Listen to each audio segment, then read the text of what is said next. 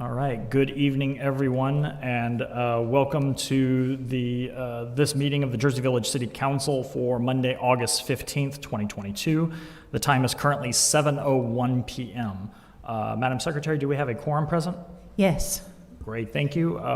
Just so the audience is aware, in addition to the members of council that are physically present, we also have two members that are appearing by video conference. So bear with us, it'll be interesting. That brings us to invocation and pledge of allegiance by Ty Camp, Planning and Zoning Commissioner. Thank you, Mayor. Let's pray. Father God, we thank you for just this opportunity to come here. We're so thankful that we live in this vibrant and active community, that we get to come here every month and participate in decisions that are made.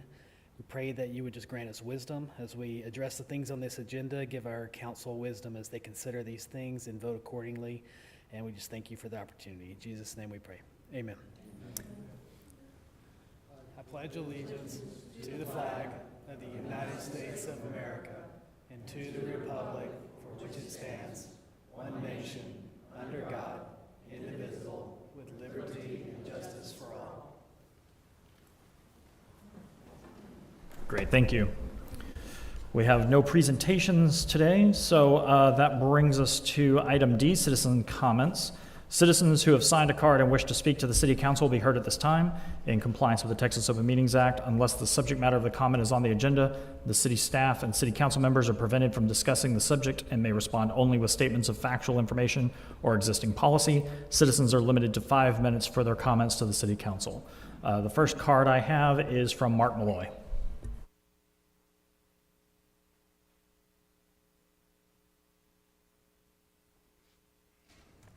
Hi, my name's Mark Malloy, past City Council member for the City of Jersey Village, Texas. Citizens' comments for the 018-15-2022 City Council meeting and second public hearing for the 2022-2023 budget and setting of the property tax rate. Please make my verbal comments and documents given to the City Secretary a permanent record of this meeting. I'm here tonight to talk to and ask questions of the Jersey Village government and city manager. I see from looking over the City Council workshop packet that the city manager and city staff have given a recommendation to the Jersey Village government to not increase the property tax rate from the current 0.7425 per $100 value. From me attending the July 19, 2022 JV government workshop, there was discussion of possibly increasing the City of Jersey Village property tax rate to 0.760157.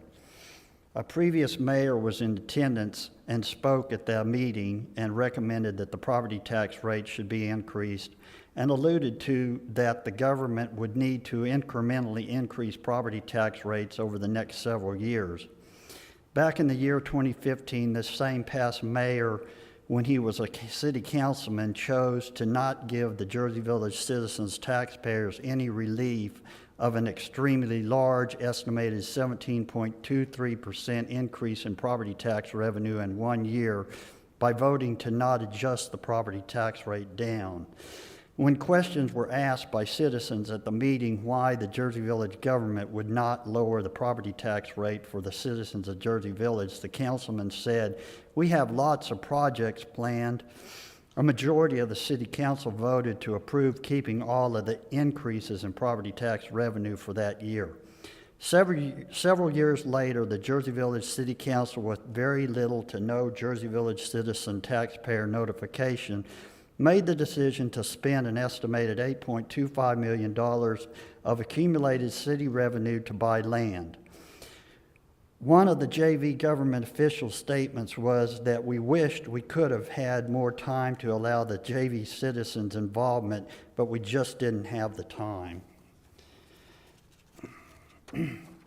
Even now, after the purchase of the land, the JV government has amassed an even larger amount of excess revenue, and at the JV City Council workshop meeting, there was information discussed that the JV government had an estimated $11 million set aside to build a new city hall, and their plan is to build it on the south side of US 290, even though there was a petition presented to the JV government with an estimated 900 JV citizens' signatures asking that they be allowed to make the decision if it should remain on the original north side of US 290 in its current location or possibly in another close to the citizens of JV area.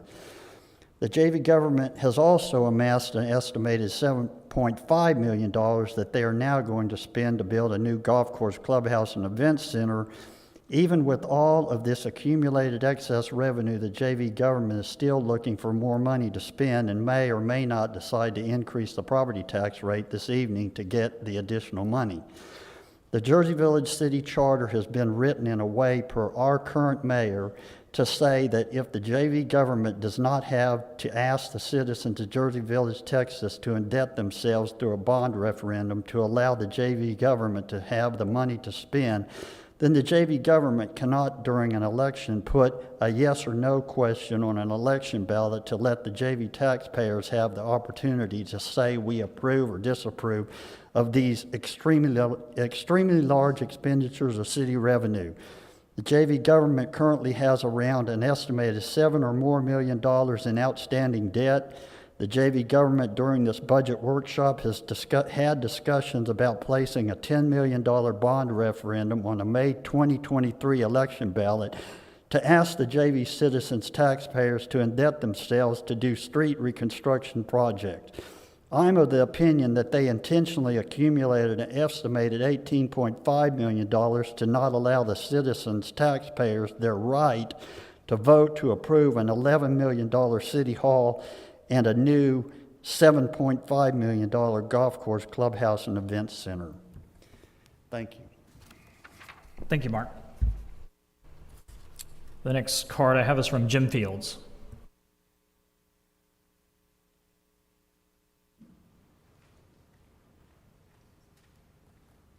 Oh, Jim Fields, 1641413 St. Helier. Mayor and City Council, thank you for allowing me to contribute to this evening's city meeting. The problem I have with raising taxes, and I think we should not do it, because the first thing that comes to mind is the citizens come first.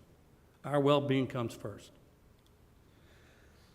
And what bothers me, we have a city golf course which is still being subsidized for its operations. Okay. Second thing is, I was looking at the salaries for the city. From 2020 to 2021, there was a 40% increase in salaries, going from 6.2 million to 10.2 million.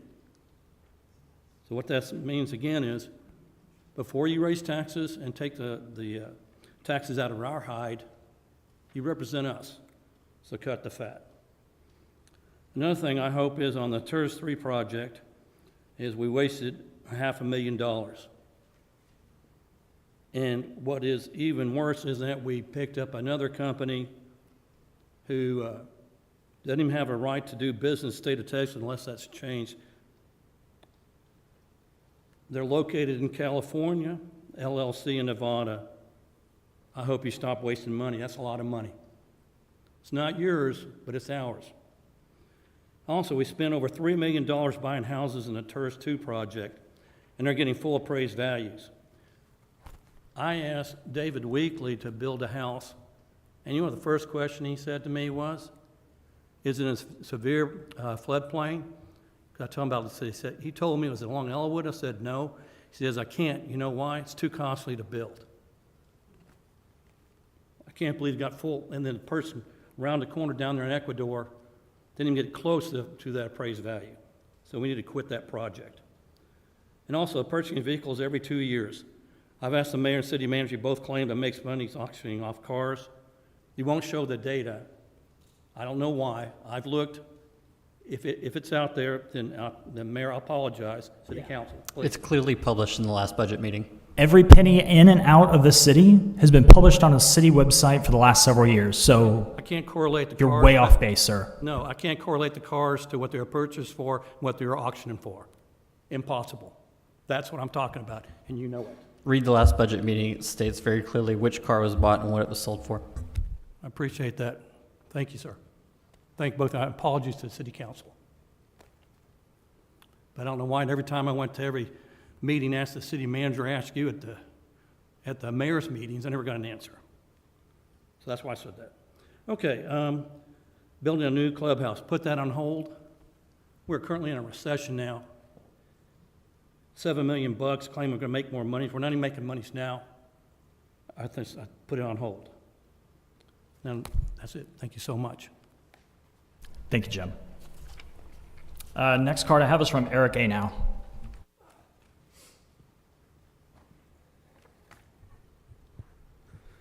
Erica Now, 15601 Singapore Lane. Good evening, City Council and citizens in attendance. I wanted to make a few statements about some of my observations recently about living in the city of Jersey Village. Last week, my wife and I completed the Citizens Academy, JV Citizens Academy training provided by the JV Police and JV Fire Department. This was an excellent combined class, and I can't emphasize enough that all citizens of JV should participate in these courses. Learning things about fire safety, firefighting techniques, drug types, and police procedures. Seeing how these departments work and getting some practice on fire extinguishers and gun target practice on their electronic trainer was very insightful and practical. This is a free opportunity that all JV residents should partake in. I would like to make a recommendation that future classes be listed on the welcome packets that many new residents get when they move into JV. I would also say it should also be made available to the people who reside in apartments as well. Another thing about attending the JV Citizens Academy is getting familiar with seeing how well or not the departments are funded. This, I believe, is important to understand as it provides context when the yearly topic comes up about taxes on the citizens of JV.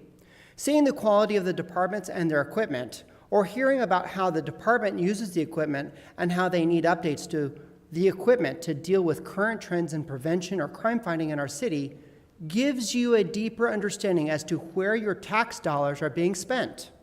I can tell you those dollars are not being thrown away on frivolous expenses. These are the reasons why our police and fire department are some of the best in the greater Houston area. Funding from our tax dollars as prioritized by City Council enables these departments to operate at a higher level and provide the City of JV with superior services that we come to expect and depend upon. As we all have come to know, all things have gotten more expensive since the pandemic. One item is construction materials. I bring this up because as a frequent biker, runner, and walker of the community, I see the aging infrastructure of our city. After having attended some of the city budget meetings, and they are open to the public, I am encouraged by the proactive courses that the City Council, Mayor, and City staff have taken to systematically address. I believe that they are taking care of the issues as best they can with the appropriate measures and procedures to provide the cities with a city infrastructure that we can be happy with. The wheels of this city action on such things can happen slowly, but they do turn, and the results are beginning to happen. Case in point, the work on Seattle Street has started. It is also with my involvement on the P&Z board that I can see the importance of making sure that the city attracts the right kind of businesses to set up shop in the city zones. Having new businesses, like the Child Care Center possibly going in on Jones Road, will provide additional business tax revenue to the city that will go to help pay for services and upgrades that the city needs to continue providing outstanding service for its citizens. I will say I'm good with the way I see the city currently operating. While I am never happy with any increase in taxes, I am okay with the ones I pay for here in Jersey Village. I willingly pay my taxes, and my wife and I appreciate the security, safety, and incredible positive community that we enjoy here. Thank you very much. Thank you, Eric. And the last card for this part of the citizen comments is from Kimberly A. Now.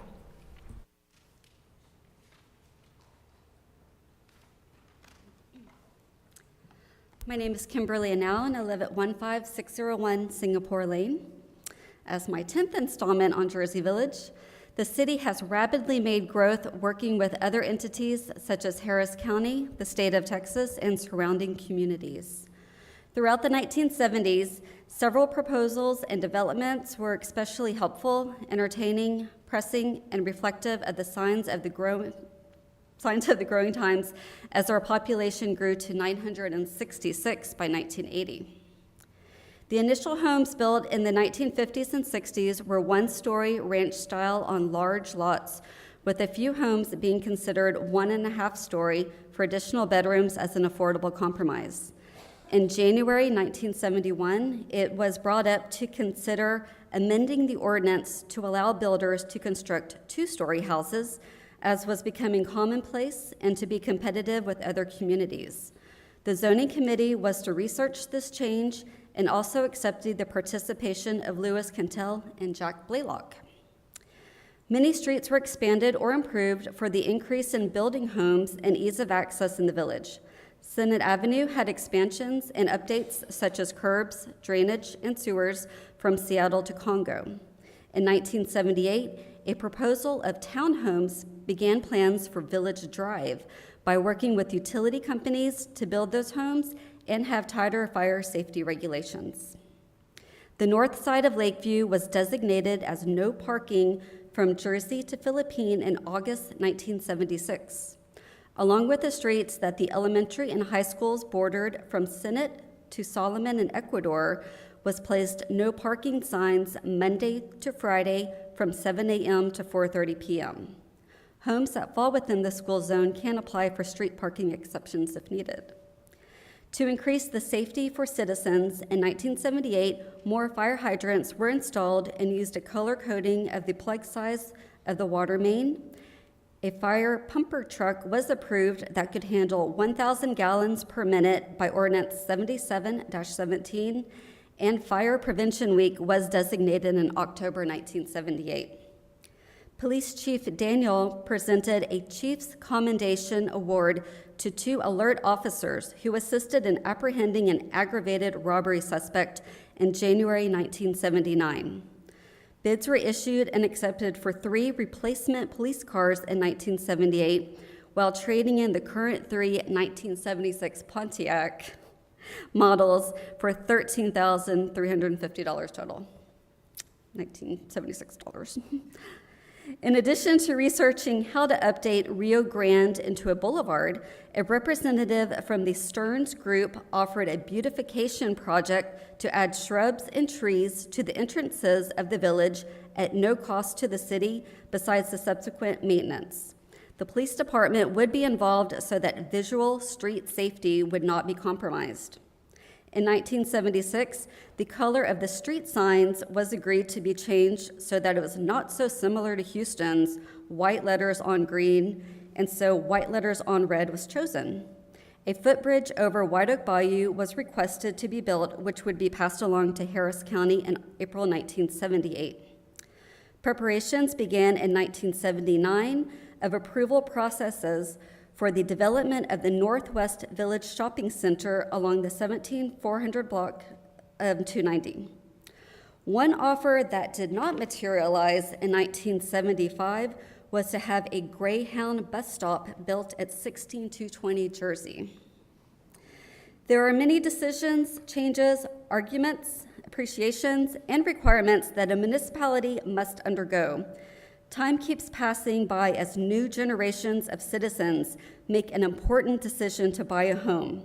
I would think that the utmost safety of such a place would be at the forefront of where to live, where to invest tax dollars, where to raise a family, where to feel more at ease living your life while those around you can live theirs as an integrated and beneficial community. Our experience becoming villagers has been eye-opening into the importance of the city being the best it can, especially with my husband and I being born in the 1970s and growing up inside the city of Houston. Once we closed on our Jersey Village house, we could never think of living anywhere else. Thank you. Thank you, Kimberly. And thank you for letting us know just how big of a bullet we dodged with that Greyhound bus station. Ugh. Yeah. If you've ever seen the one in Midtown Houston, you know what I mean.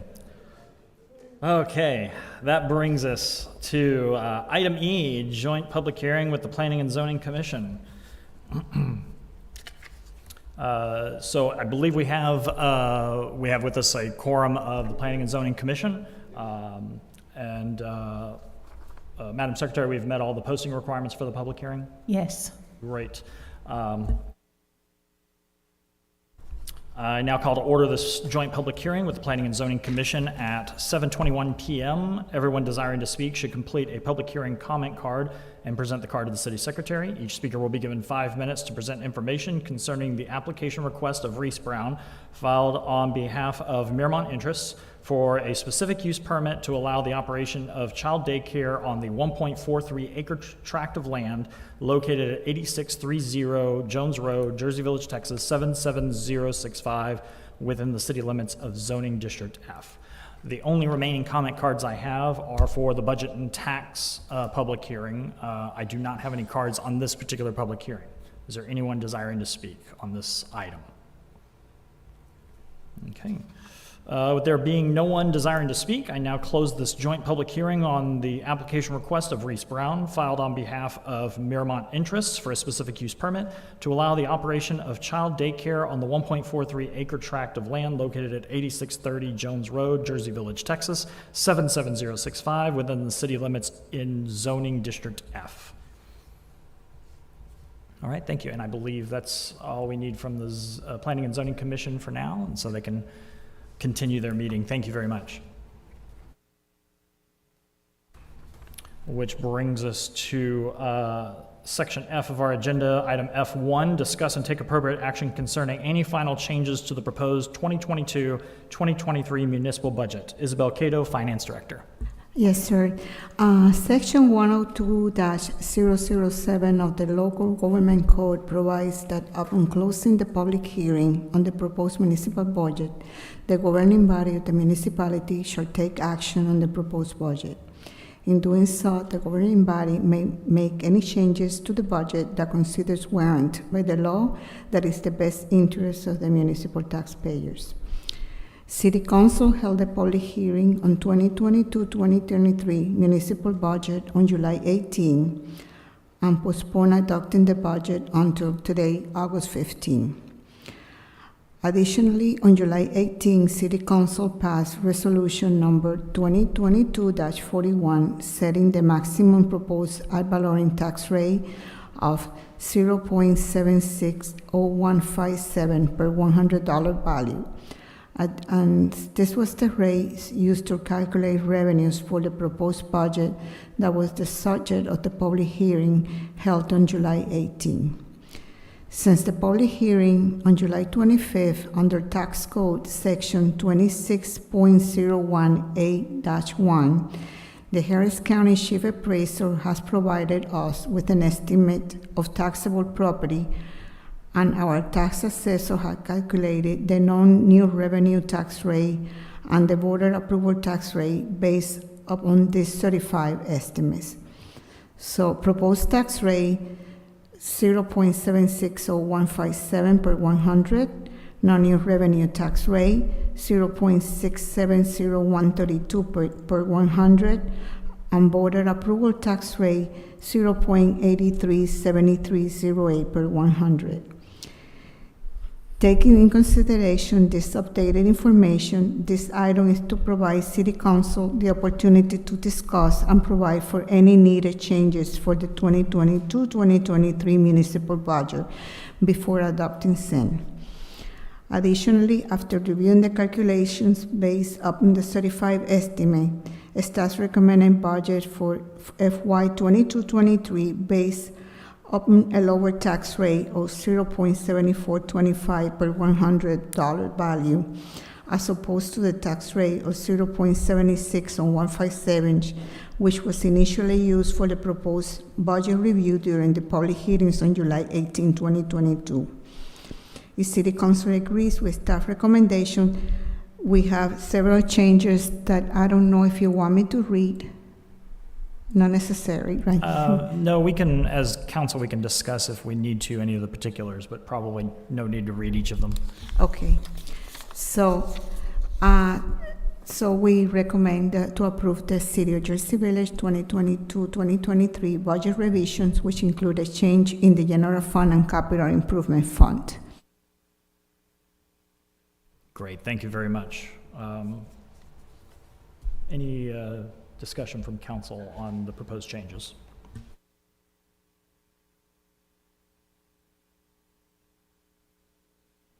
Actually, I was going to say that at the last budget meeting, we decided to propose discussion about the tax rate.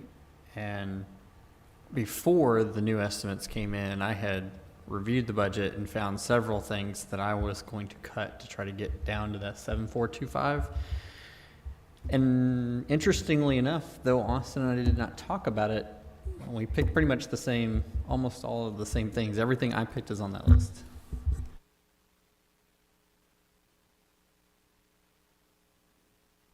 Any further discussion from council members?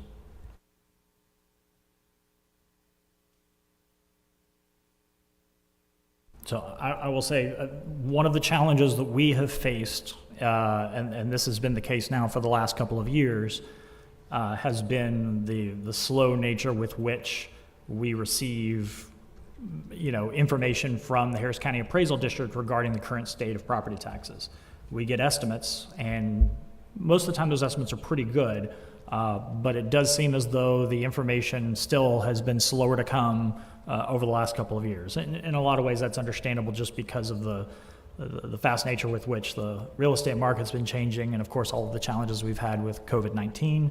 And so it's very challenging when you are sitting there as your elected representatives trying to establish a budget with a lot of uncertainty as to what the current situation is. And so if it seems like you're getting a little bit of whiplash hearing, well, they're planning on doing this and they're planning on doing that, we're kind of having to just work with what we have until better information comes along that allows us to make solid decisions for taxpayers. And so you're kind of seeing the just another step in that process.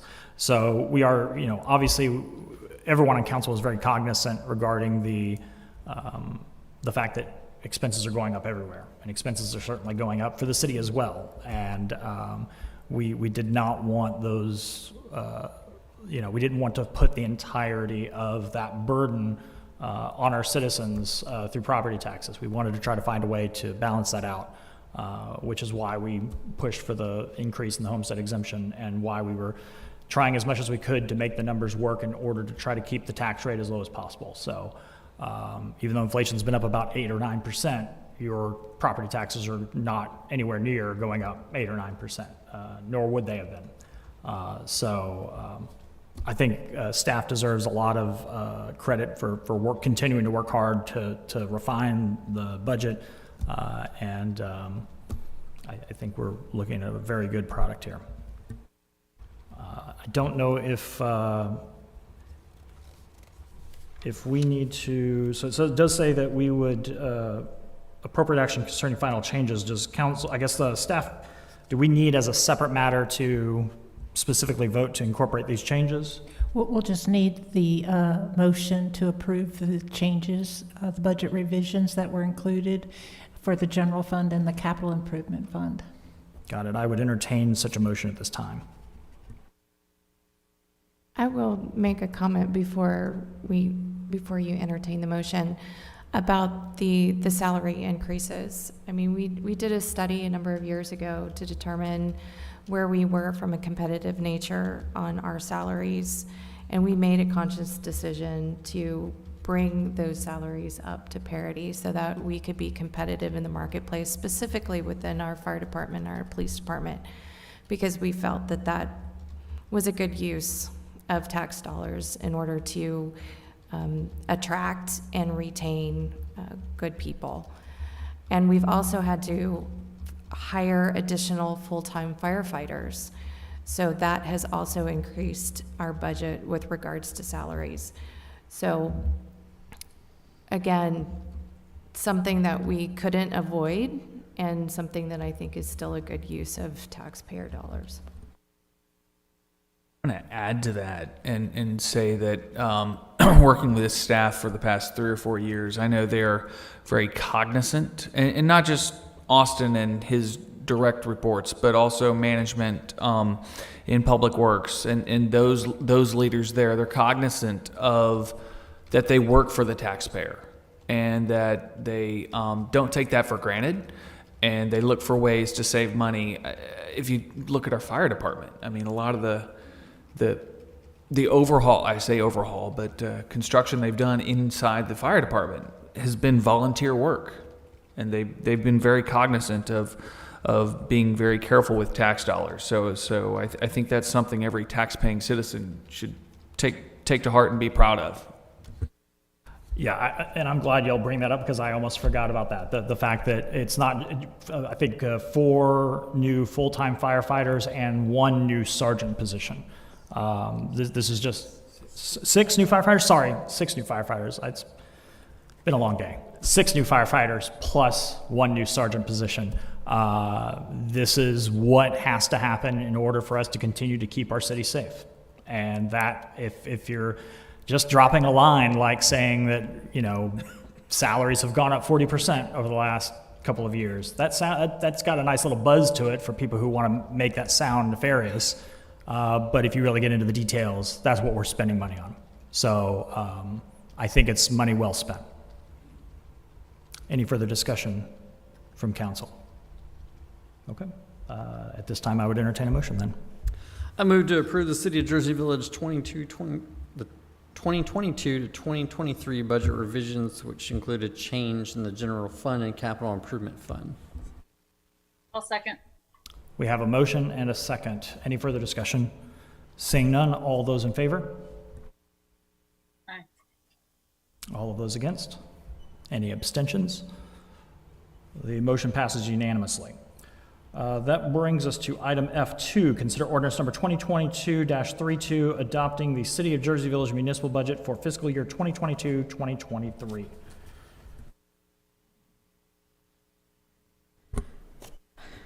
Okay, so council has held the public hearings on the proposed budget for fiscal year 22-2023, and the proposed budget has been filed with the city secretary.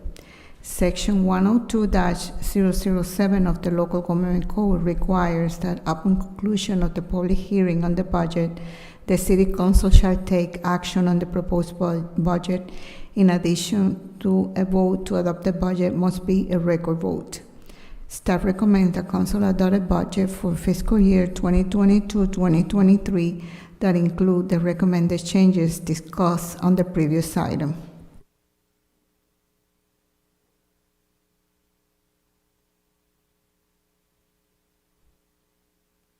Okay, great. Any further discussion from council on this? We do have a record vote that we need to take on this. I wasn't sure if there was any additional discussion before we move to a vote. Can I actually just ask a quick question on clarification on how this is different than what we just did? Because I have read it and reread it, and maybe it's altitude, but I'm missing it. Sure. I think we were just voting on changes to the proposed budget the first time, which, understand, the motion was a little... But if you're the motion, I read it straight off the packet, and it's the changes. This is one of the very few times where we can't adopt the ordinance and change it in the same vote. We have to change it and then adopt it. Makes total sense. It just, gotcha. Thank you. You know, so the rigors of the folks in Austin telling us how to do things here. So we'll jump through all the weird hoops they always make us jump through. Unless there's any further discussion, we'll move to the record vote. Oh, yeah. We do need a motion in a second before we can go to that. I move to approve ordinance 2022-32 to adopt the municipal budget. I'll second. We do have a motion and a second. I will now call upon each council member by name to take the record vote. Once your name is called, answer aye to signify your approval of the motion, or nay to signify your disapproval. Councilmember Wasson, state your vote. Aye. Councilmember Shepherd, state your vote. Aye. Councilmember Mitchum, state your vote. Aye. Councilmember Singleton, state your vote. Aye. Councilmember McCray, state your vote.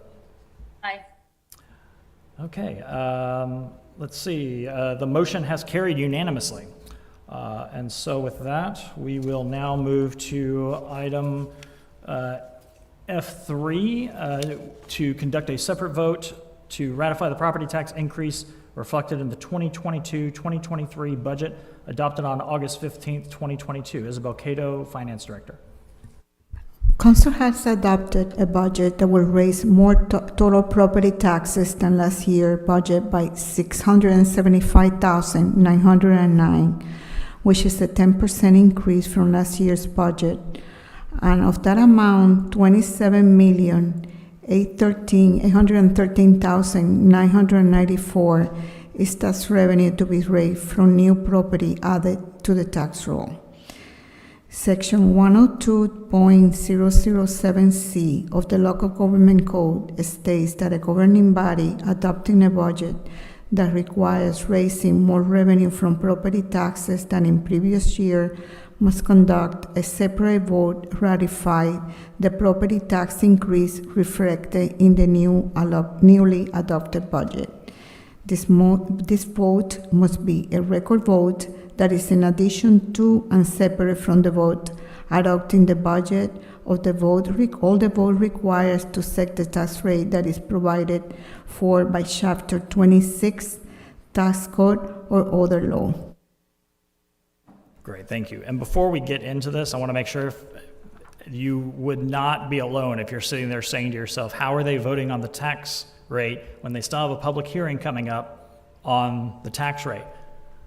This, again, when folks in Austin, many of whom have never actually served in city government, set the rules for these things, sometimes wacky things come out. And we are actually going to have, after this, the public hearing on the proposed tax rate, followed by more votes that the legislature makes us take. So I just want to make sure if there's anyone out there panicking because we're about to take a vote on a tax rate, it's just more of the hoops we have to jump through. So any discussion on this item from council members? If not, I would entertain a motion at this time. So before we begin, the comment is the state of Texas, according to the section 102.007 of the local government code, says that anytime that we've raised revenue higher than the no new revenue amount, it's a tax increase. Right. So it's not a tax rate increase, it's a tax increase because we've increased the amount of taxes collected. But we don't have to do that for sales tax, even though we've collected more sales tax. Just want to make sure I'm okay. Any further discussion on that? Isabel, the way this reads, I know there was new property added, we annexed areas. How much of the new revenue is from new properties? Because the way this reads, it says 27 million is tax revenue to be raised from new property out of the tax roll, and we all know that's not the case. So part of that increase, the 675,000, is because of the values went up, but also because the increase of new properties in the tax roll. So, if we keep the same amount of properties, then it wouldn't be 675,000. It's because we added more property to the tax roll. Austin just gave me the number. It's roughly 206,000. 206,000. And the 27.8 million is not tax revenue, that's property tax valued land that's new. Thank you. Now that makes a lot more sense. Now, I think the one stat that probably most people here probably want to know. So obviously one of the things we're potentially considering, likely considering, is keeping the tax rate the same as it is. If I'm reading this correctly, Isabel, it looks like the average homestead taxable value, meaning the value of the homestead that is subject to taxation after our increase in the homestead exemption, it looks like it is an increase from last year of 2.54%. So that would be the average increase in the city tax bill if we adopted the same tax rate as last year. Okay. So some people a little bit less, some people a little bit more, but definitely not a double-digit or more percentage increase, as this seems to calculate it out to be. Any further discussion from council? If not, I would entertain the motion at this time. Move to ratify the property tax increase of 10% reflected in the newly adopted municipal budget for fiscal year 2022 to 2023.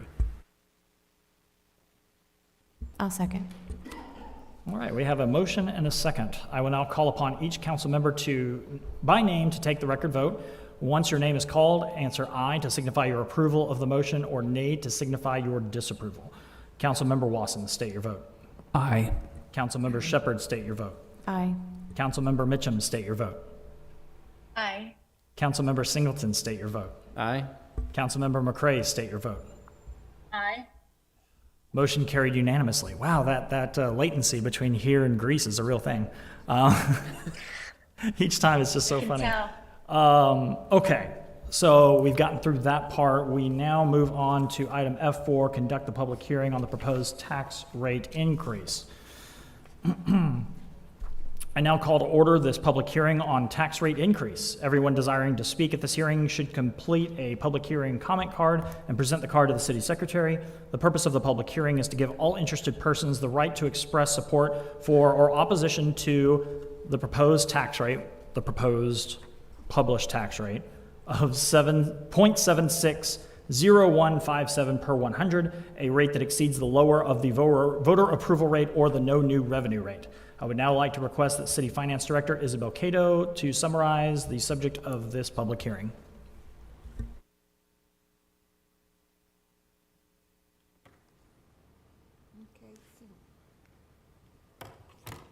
Okay, good evening, and this is City of Jersey Village property tax rate for fiscal year 2023.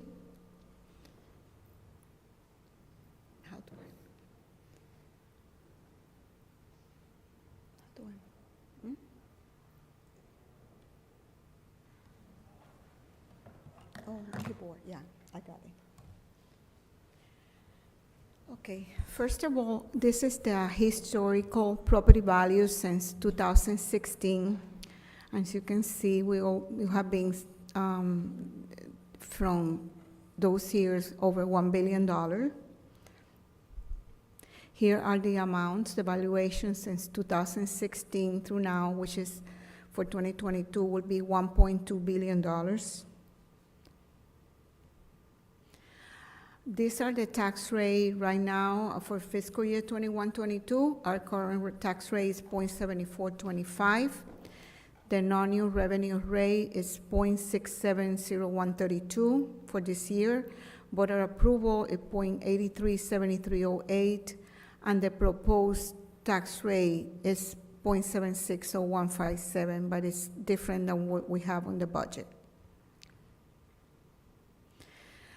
Here is the definition of the non-new revenue tax rate, which is this tax rate will generally equal to the last year's taxes divided by the current taxable value of all properties that were also on the tax roll the previous year. The voter approval rate provides cities and county with about the same amount of tax revenue it spent the previous year for day-to-day operations, plus an extra 3.5% for operations and sufficient funds to pay debts in the coming year. These are two rates from in 21 and 22 compared to 22-23. Of course, this is 0.760157 instead of 0.7425 for 22-23. And these are the amounts, in dollars, of the amounts for the revenues and the debt service.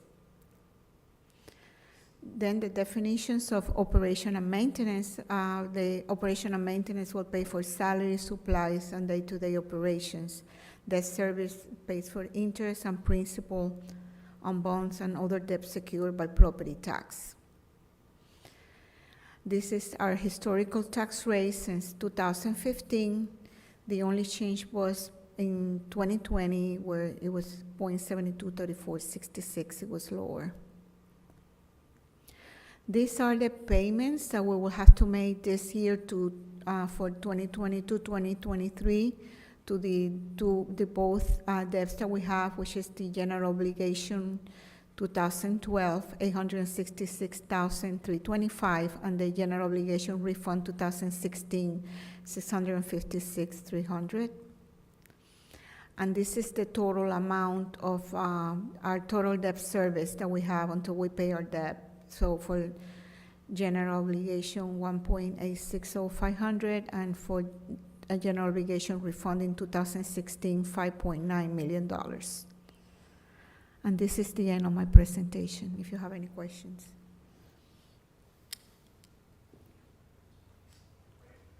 Great, thank you, Isabel. I have 3 comment cards for this public hearing. The first one I have is from Susan Edwards.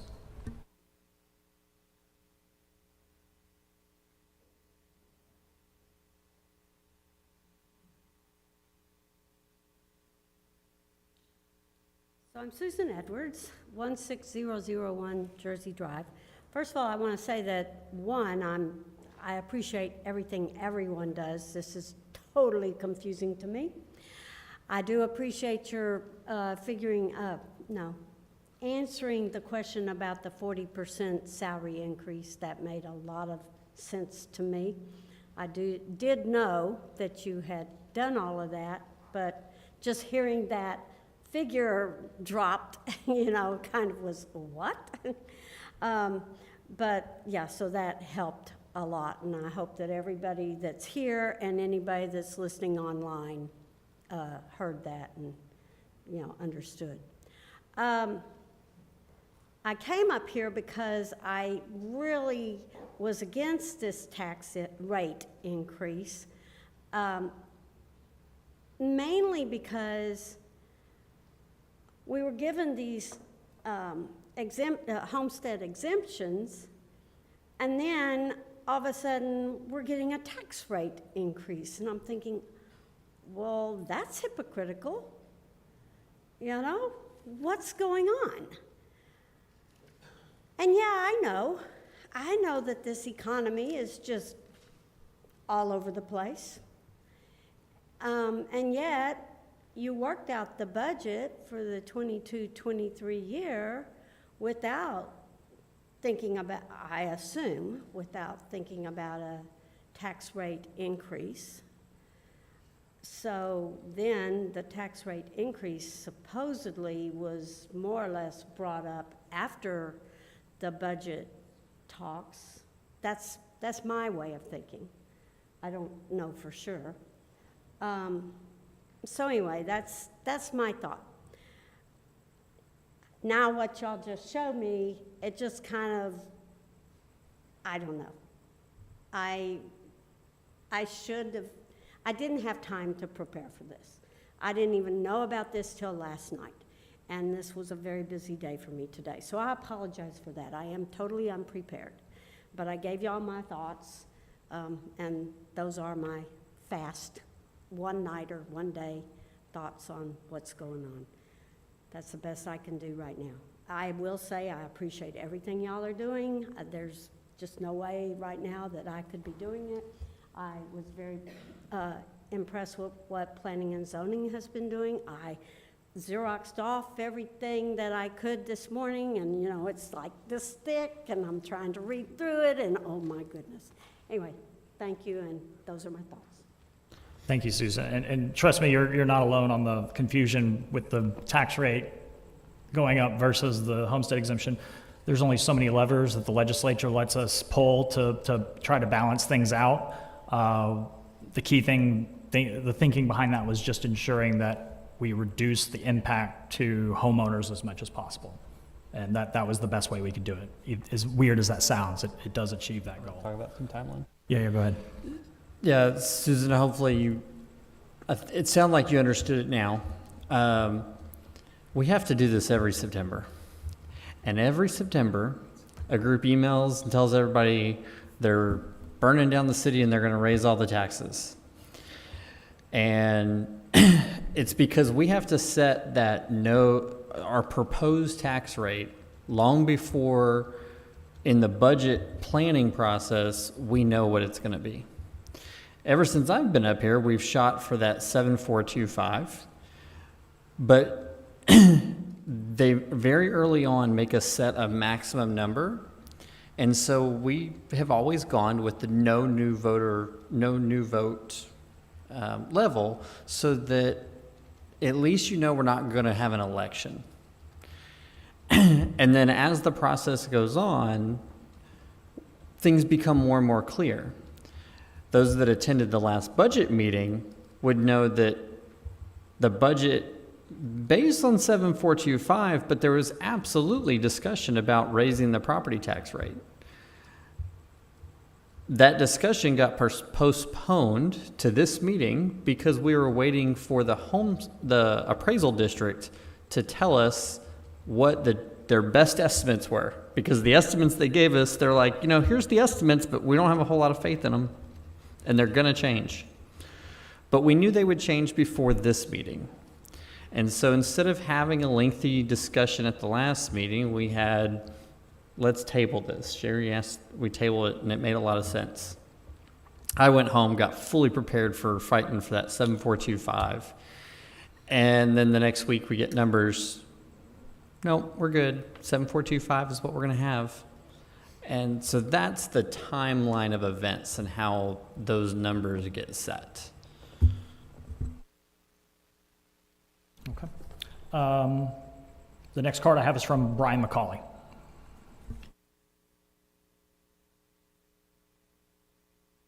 Hello, my name is Brian McCauley. I live in 16401 Smith Street.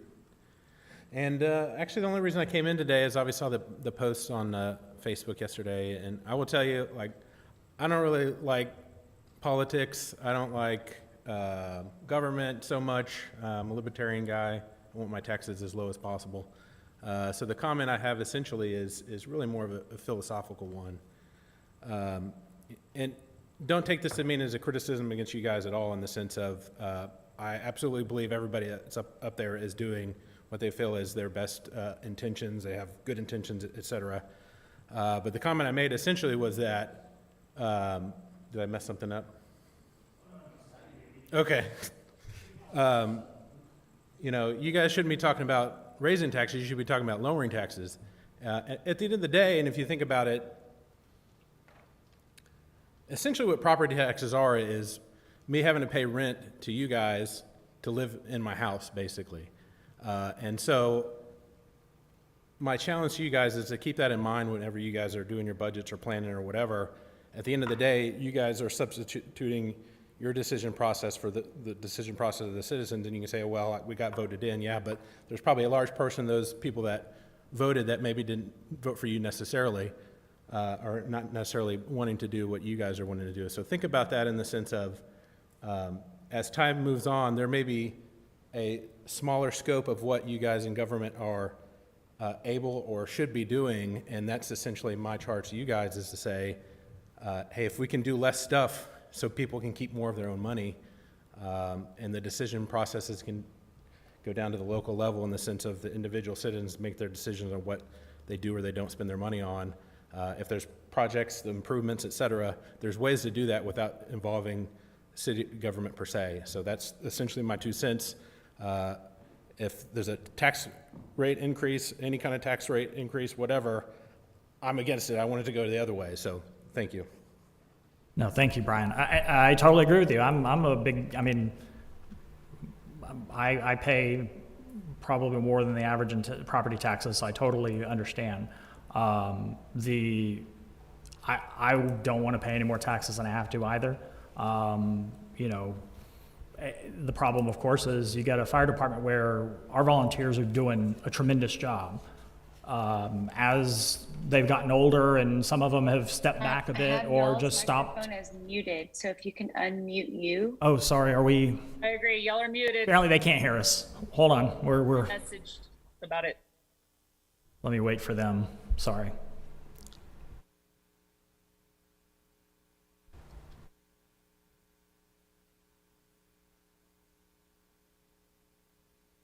Can you hear us now?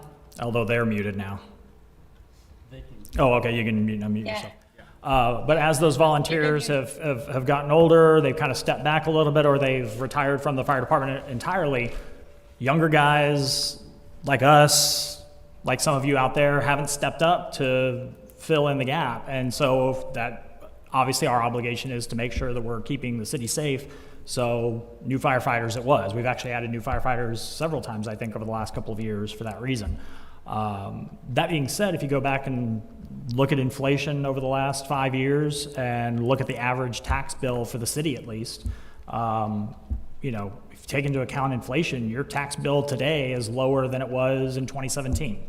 Now granted, inflation this year has been crazy, but it's also been 8 to 9%, whereas the average tax bill for the city is going to go up about 2.5%. That's still way below those costs. So, I mean, you add it all together and it's just, math only does so much.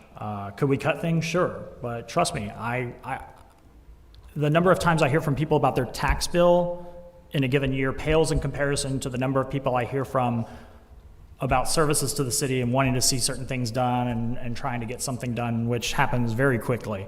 And we want to keep that way. So I totally get it. Any other comments from council before we move on to the next one? Go ahead. I would just say there's probably at least more than one person up here that's libertarian minded and has the same mindset. Just because we're up here doesn't mean we love government. It's like the Ron Swanson effect. Yeah. I also know that that's some of our favorite show up here. There's a little more realism to that show than you'll realize. All right, we're going to move on to the next card, which is from Mark Malloy.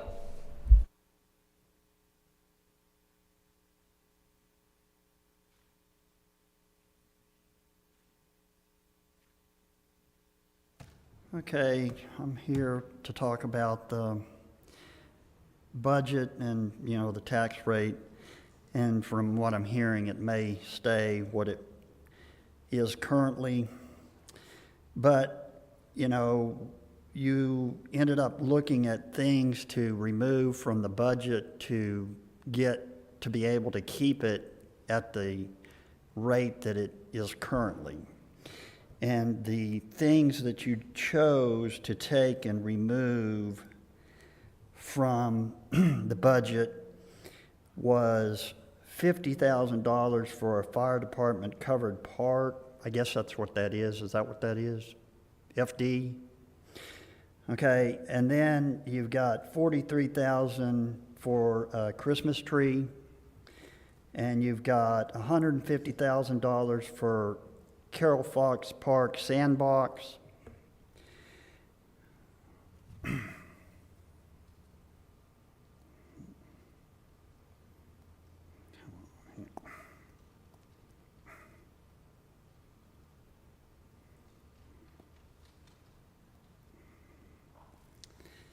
Well, as usual, I'm going to have a problem with the phone.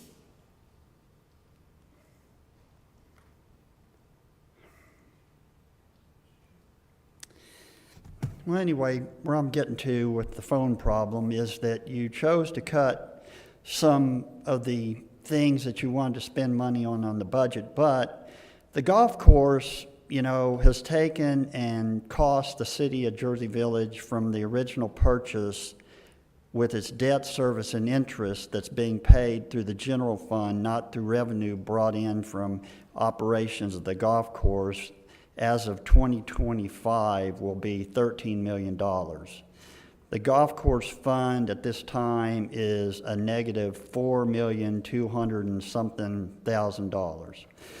And yet, you have chosen to take and go ahead and spend another $450,000 in supplementals on the golf course this year in this budget. So, I'm not for that, and you guys continue wasting more and more of the taxpayers' money on the golf course. And like I said, you took and you chose to do these other removals of things that you could do to basically continue to spend the money on the golf course. That's about all I have to say. Thank you. Thank you, Mark. The next card I have is from Jim Fields.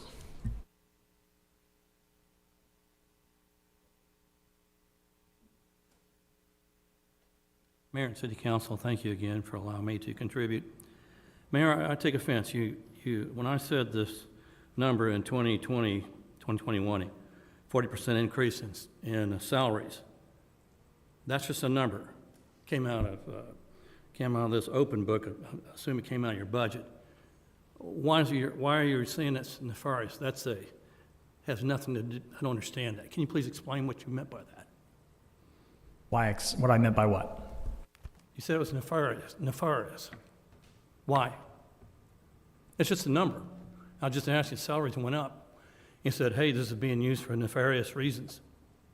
What does that mean? Because like you said, it's just a number. It doesn't tell the whole story. Okay. But you're saying that it's in a negative way. You're offending me. I understand that. Just say, yeah, that's a number in that, and then move on. But you don't have to add an adjective that doesn't contribute, I think, to this meeting at all. And just That's as wrong. one citizen said that they were concerned when they heard your number, but when they heard Wrong the to say explanation, something they were fine. That is wrong to say to people who are trying to come here and give you a different opinion. I don't think it's good behavior to encourage others to participate, is my point. Well, Jim, some people have opinions. I do too. And that was my opinion, and I stick by it. I know it, and that's why you don't have many people participating. I'm sure that's Moving why, on. Jim. For the budget there, we do have places we can cut. In my budget, our budget, the citizens should come first, not the citizens, not the city. For example, I'm not going to go as many vacations this year as I did prior years. Why? We're in the middle of a recession here, so I'm cutting my budget. So here we have a whole group called Parks and Recreation, and that has grown substantially. I think any celebrations we have, I don't know how much the fireworks cost, but what I've looked at so far, they range all the way up to $1,000 per minute. 2 times we had a big celebration on 4th of July and Founders Day, 30 minutes pop. I'm saying stuff like that we need to hold back until the country is in a better financial state. And it comes a push and shove before you, again, take the monies out of our hide, make sure you cut whatever budgets you have before you raise taxes. Thank you. Thank you, Jim. There being no one else desiring to speak, I now close the public hearing on the tax rate increase. Which brings us to item F5, discuss and consider approval of a motion to set the tax rate for debt service for tax year 2022. One second. Mayor, can I speak on a statement of fact really quick? Sure. I just wanted to say the fireworks were not out of taxpayers' pocket. They were sponsored by a local business. And by local business, you mean Senate Avenue Brewing Company. That I do. We appreciate it. Thank you. Okay, on this item, adoption of the debt service tax rate must be a separate item on the agenda for the meeting. The council must adopt the debt service tax rate by official action, and the rate must equal the calculated and described debt service rate outlined in section 26.04E3C of the tax code. The staff recommends that council adopt the debt service tax rate of $0.118731 per $100 value for the tax year 2022. The suggested motion is in the item below. And Isabel, just to be sure, is that debt service, well, the debt service tax rate is not affected by we have to pass that regardless. No matter what, we have to pass that. Perfect. We have to pay our debt first. This is the automatic one. It is what it is. And Any since- discussion on this item? Since we have to pass it, I move to approve setting the debt service tax rate of $0.118731 per $100 value for the year 2022. Second. We have a motion and a second. And Lori, am I correct that this does not have a record vote? Great, thank you. Just wanted to be sure. Any further discussion? Seeing none, all those in favor? Aye. All of those against? Any abstentions? The motion passes unanimously. Which brings us to item F6, discuss and consider approval of a motion to set the tax rate for maintenance and operation for tax year 2022. Adoption of the maintenance and operation tax rate must be a separate item on the agenda for the meeting. The adoption of this tax rate will take place after adopting the budget for the year. If council adopted a budget for fiscal year 2022-2023 based on staff's recommendation of a lower tax rate of 0.7425 per $100 value for the tax year 2022, then the maintenance and operation tax rate of 0.623769 is needed to fund the 2022-2023 municipal budget. If City Council adopted a budget for fiscal year 2022-2023 based upon the rate used to calculate revenues for the proposed budget that was the subject of the public hearing held on July 18th, 2022, then the maintenance and operation tax rate of 0.641426 is needed to fund the 2022-2023 municipal budget. Nonetheless, the governing body is permitted to set an M&O tax rate no higher than 0.641426, which is the voter approval M&O tax rate. And with that, we have the wording of the motion there with a blank for the M&O rate. So with that, any discussion from council?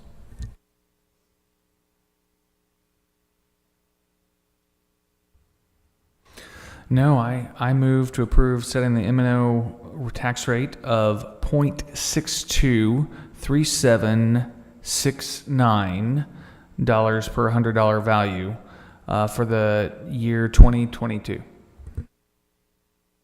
I'll second. We have a motion and a second, and just to confirm, this also does not require a roll call. So before we go to a vote, any further discussion? I just want to confirm that that number that I raised plus the one we just passed totals 0.7425 per $100. That is correct. I didn't break out my calculator, but that's what that appears to be. Oh, you did. Already did the math and can't wait to do the next motion. There you go. So, any further discussion? Seeing none, all of those in favor? All of those against? Any abstentions? The motion passes unanimously. Which brings us to item F7, consider ordinance number 2022-33, providing for the levy and collection of ad valorem taxes by the City of Jersey Village, Texas for the year 2022.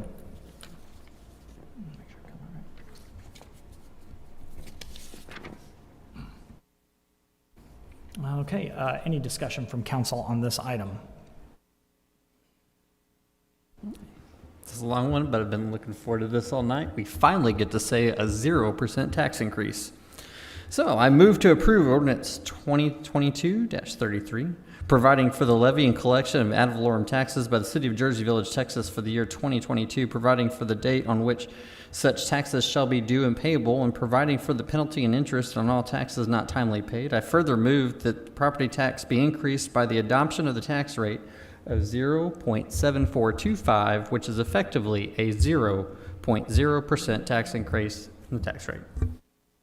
Isabel, just before, if you'll pardon the interruption there, I don't know if we technically can say it's a 0.00 increase because of the increased values, property values? It's a different, the tax rate from last year to this year is the same, so the increase is 0% of the tax rate, 0.7425 compared to 0.7425. Okay, so this can be done that way because it's not an increase in the taxes, it's an increase in the tax rate. And the tax rate, correct. I stand corrected.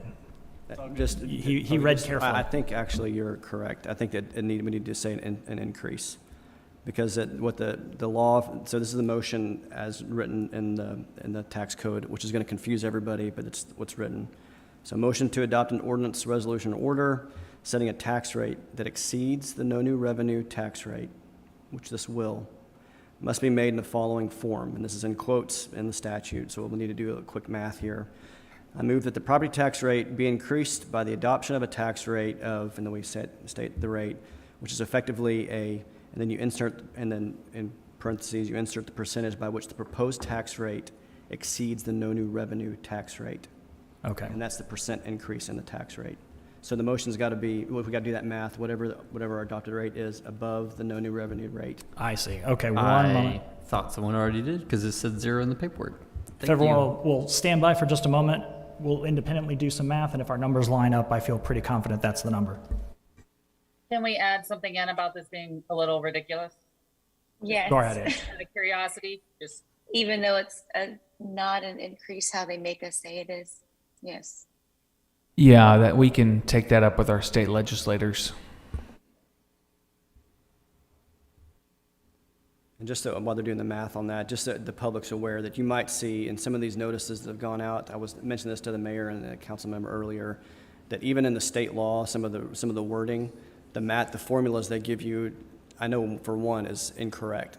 And so, so then it's a question of us, do we follow the rule that's in the state code and provide you with a false percentage? Or do we do what the intent was for it and try to provide that, which is actually not in accordance with that? So there's going to be a lot of different numbers, but like it's been said by the mayor, a lot of this is extremely cumbersome, but we're trying to follow exactly what the state law requires for you to adopt a tax rate. So Drew and I came up with the same number. Has anyone, any of y'all done the calculation real quick?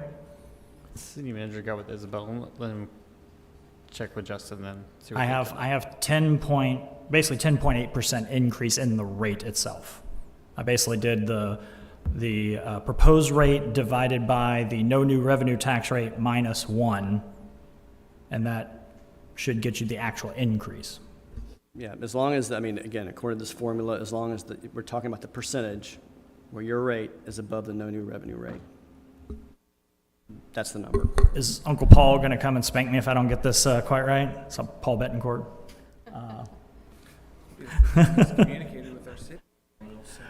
So the rate would be 0.7425. It would be an increase of 10.8% in the rate, or if you want all the decimals there. Okay, so for 10.8. So if probably to be on the safe side, we probably should reword the motion and then proceed from there. So I'm going to amend my motion. New motion is to approve the ordinance 2022-33, providing for the levy and collection of ad valorem taxes by the City of Jersey Village, Texas for the year 2022, providing for the date on which such taxes shall be due and payable, and providing for the penalty and interest on all taxes not timely paid. I further move that the property taxes be increased by the adoption of the tax rate of 0.7425, which is effectively a 10.8% increase in the tax rate. I'll second.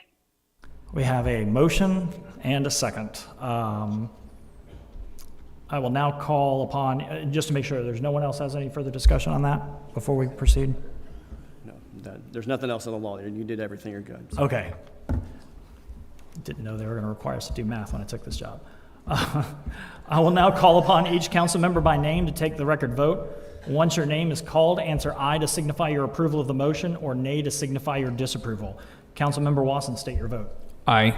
Councilmember Shepherd, state your vote. Aye. Councilmember Mitchum, state your vote. Aye.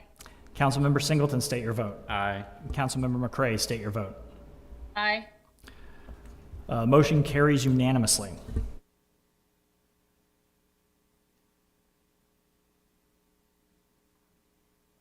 Okay, that's it for the budget and tax rate stuff. So now that brings us to the city manager's report. Austin Blease, city manager.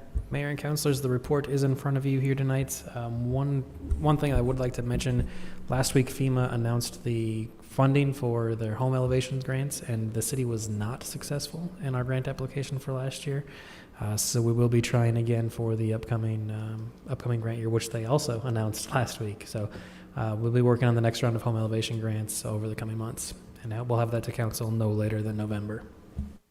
Well, that's not great news, but hey, I still think if you compared our rate of success compared to a lot of cities out there, we're still doing pretty well. So, in fact, I think we're finalizing we did get the contract finalized, I think, for the upcoming round of from last year's successful grant. Correct, for the fiscal year 20 grant that one's getting underway now. Okay. Any questions for the city manager regarding his report?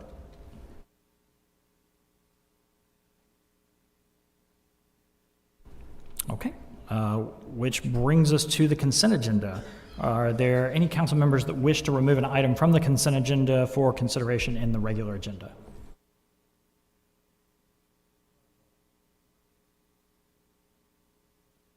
Okay, then I'll entertain a motion on the consent agenda.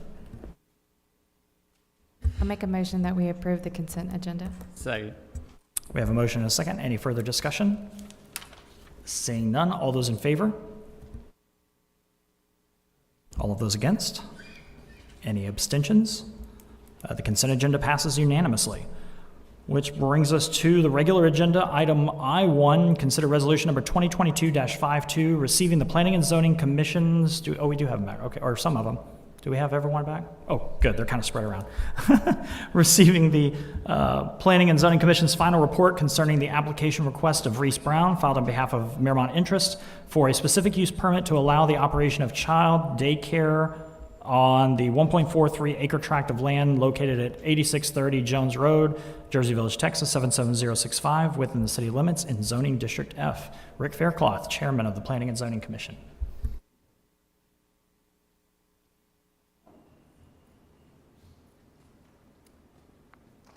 Mayor and Council, we reconvened after the public hearing, and we had a unanimous vote of all the members, present commissioners, to accept the specific use permit for this property on Jones Road.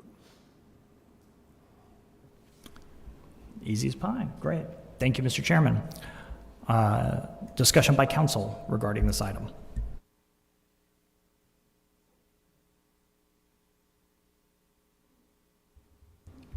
I move that we approve resolution 2022-52. I'll second. We have a motion and a second. Any further discussion? Just one quick thing I wanted to say. I didn't realize we were going to get to a motion right off the bat.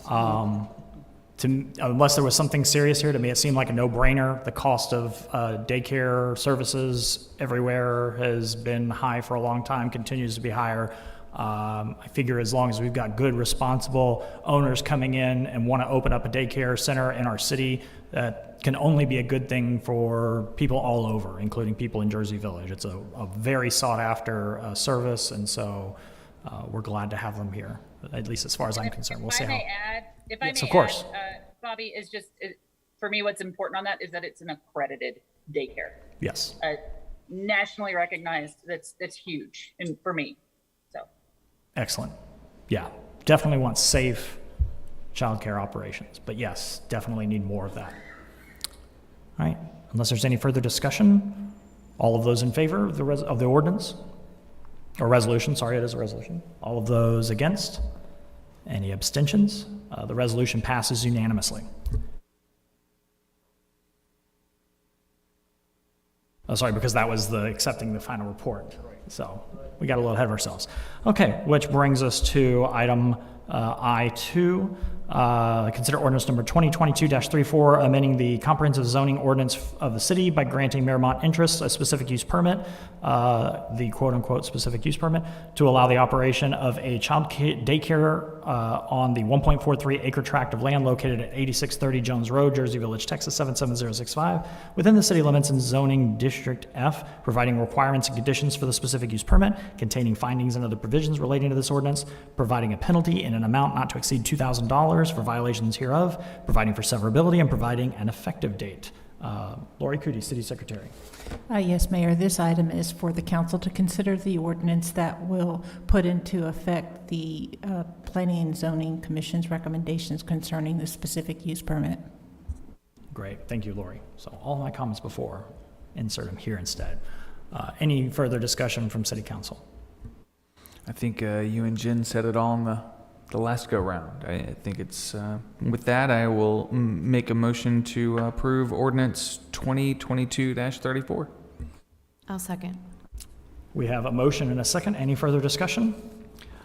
Seeing none, all those in favor of the ordinance? All of those against? Any abstentions? The ordinance passes unanimously. Which brings us to mayor and council comments.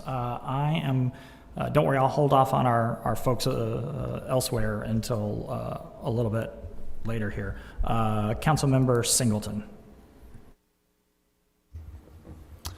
We're headed back into school, and school has a huge impact on the city, so watch for school buses and all the traffic on Philippine. Thanks for everybody coming out tonight, concerned about your tax rate. It's always good to see citizens care. There's a lot more that are in here that care about it than talked, and I know there's several that called and asked. So always keep in communication. You can learn so much more by picking up a phone or emailing. Councilmember Watson. A few years ago, my first budget go round, one of the former council members said exactly what I'm going to say. In this city, you, as a citizen and a resident or even a business owner, you receive such incredible value for every tax dollar you spend. We had people at our budget meeting in the public hearing say, increase my taxes if you need to.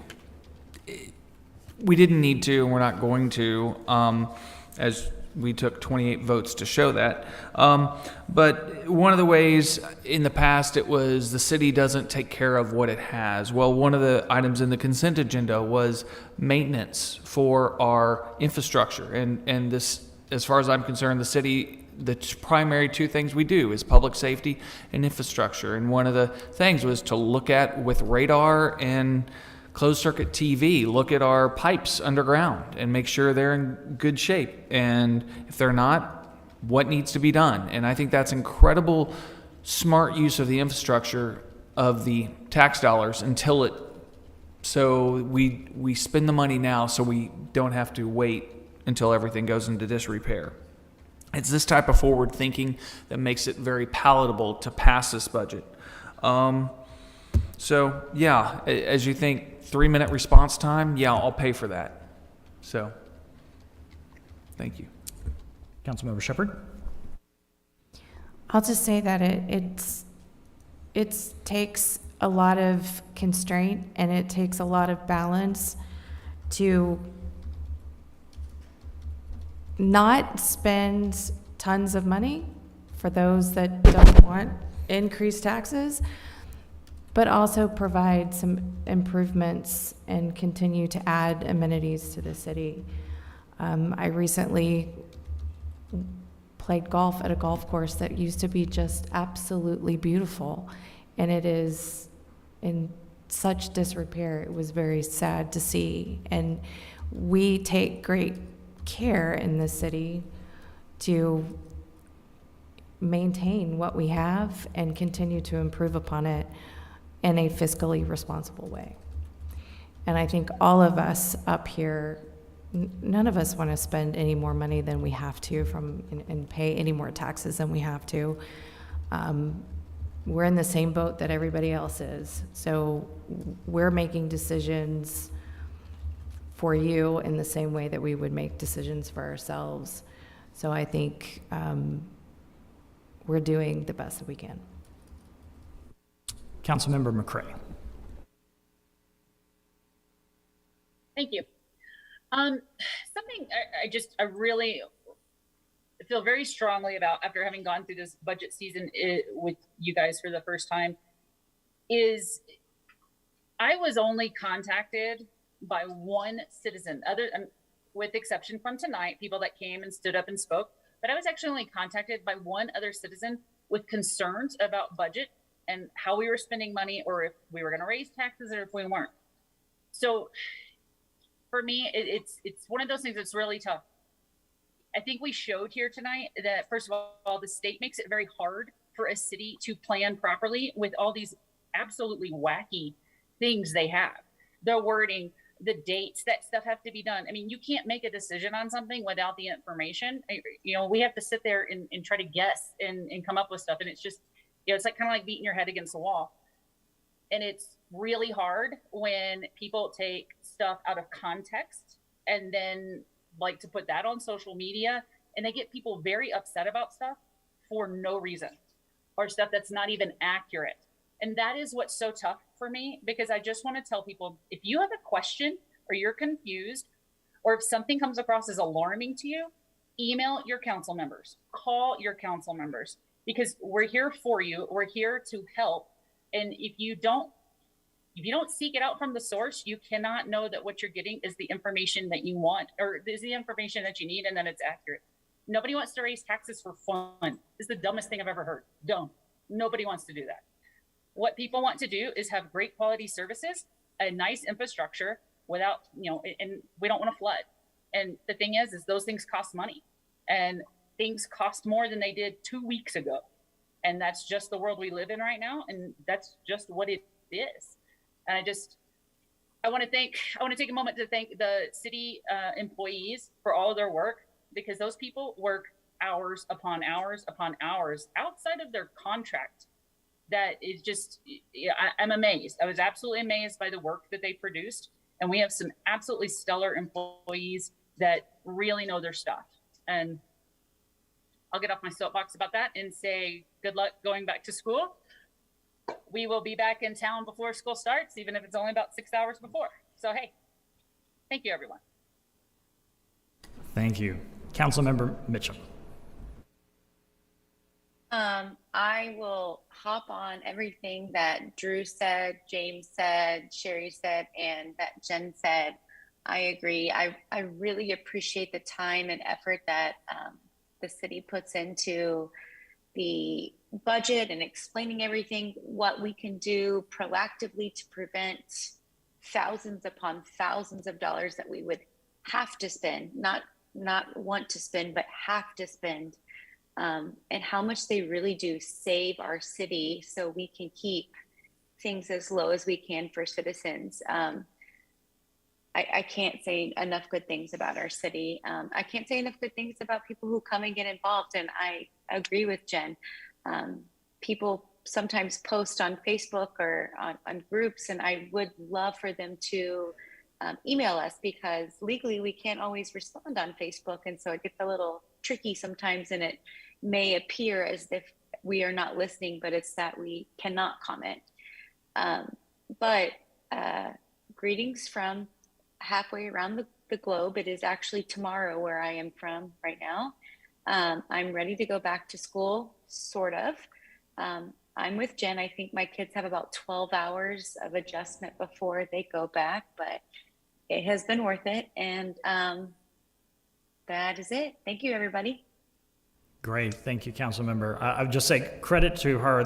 She may have the record for this council in terms of the distance to attend a meeting, because I think it's what, 4:30 almost right there.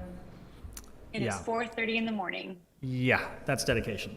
You won't catch me doing that, just to be clear. But my city. I wanted to thank everyone for their comments. There are people who sometimes say, well, we sit there and we talk to council during the meetings, and you just sit there like a sphinx, just not responding. Well, when questions get asked about things that are actually on the agenda, it makes it a lot easier.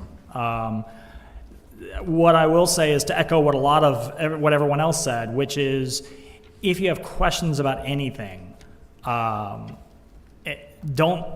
use this podium right here to be your first opportunity to ask us a question. Please do reach out and email us or call us or whatever the case may be. All of our email addresses are up on the city website. I try my best to respond within about one business day. If you have questions or you heard something online and you just wanted to check to see if it was true, rather than running right out and just declaring it to be true to the world, please do email me. I'm happy to point you in the direction of whatever information we may have to help you answer your question. I'm not even asking you to take my just word for it. I'm even more than happy to just say, here's where you can find all of that information that will confirm that, and but this is sort of my take on it, but here's what you can look at to confirm that. One of the big reasons I've been pushing for transparency in city government since the day I got here was, number one, I wanted citizens to be able to go and look at that information. And number two, I wanted, as a council member, to be able to turn around and say, well, this is the way it is, and just in case you want to check for yourself, here's a place you can do it. And that does create, for most reasonable people, greater assurance in their government. Now, through this process, obviously, there are a lot of things that some folks out there may not agree with. They may wish we'd done some things differently. They may wish we'd spent money on other things rather than some things. Some people may just want us to cut to the bone and then some. The key to it is that just because we didn't agree with your particular views on things doesn't mean that we didn't take them into account. What it really also probably means is we're hearing from a lot of other people who felt differently.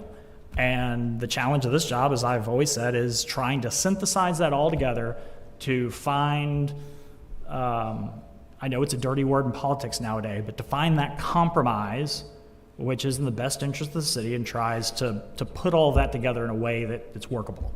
And yeah, there's going to be some people out there who they may be batting zero when it comes to us implementing some of their ideas or their desires. But I think for most people, they're going to find that we at least try. So thank you to everyone. And again, reach out with any questions or concerns you may have. We may not, I can't guarantee that we'll agree, but I guarantee you I will respond and let you know where I'm coming from and why and where you can find information about that. So with that, meeting adjourned. Thank you.